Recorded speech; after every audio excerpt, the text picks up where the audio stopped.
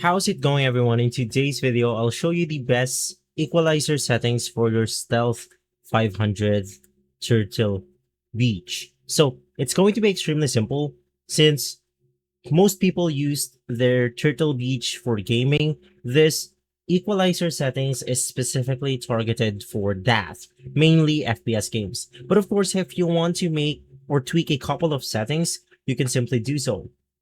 Now, the first thing that you have to do is to head over to the application for your Turtle Beach, and then you just want to apply the following setting. Now, for the first value, which is going to be the 31.5 hertz, you want to use negative 7 decibel.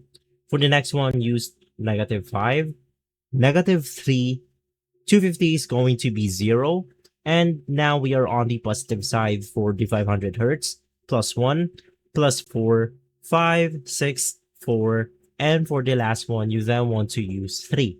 So just apply these settings and it's going to be a lot better. If this video has been helpful, leave a like, subscribe, and follow us for more videos like this. Thanks for watching.